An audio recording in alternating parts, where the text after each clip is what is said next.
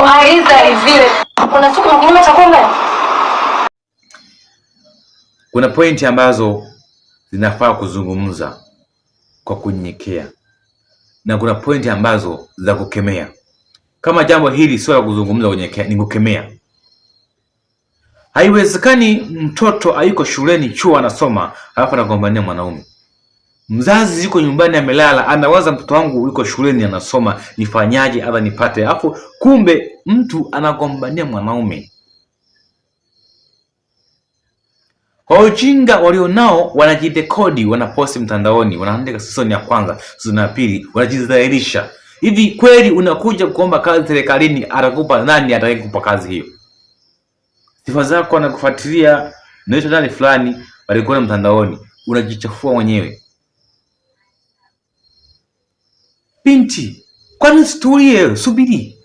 Maliza masomo, nenda nyumbani, subiri ajira, subiri mume wako atakuja ambaye Mungu amemwandaa. Unaolewa kwa heshima na sifa. Sifa ya mwanamke sio kuwa ni mzuri mrembo. Sifa ya mwanamke ni kuolewa kwa heshima na kutulia nyumbani na kuwa mama wa watoto. Hata kama hana pesa, lakini mama wa watoto ni heshima kubwa sana katika jamii. Hata kama una pesa lakini hujatulia, watoto wana baba wazako baba zao watatu, watoto watatu, kila mtu baba yake, heshima hauna. Hakuna mtu atakaye kuruhusu mtoto wake aje kwako umfundishe nini ujinga nao.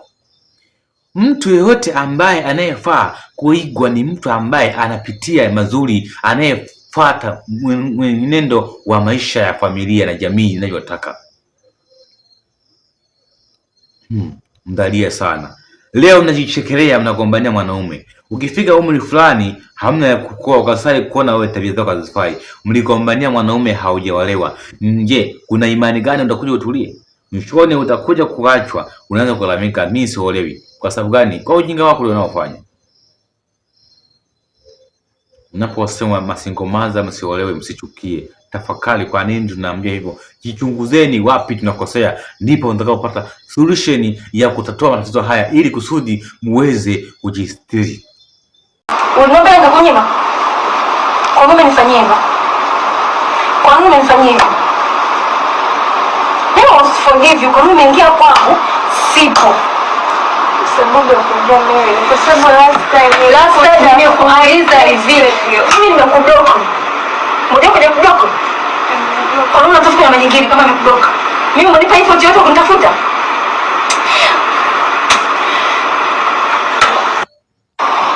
Kuna siku nyingine cha kumbe.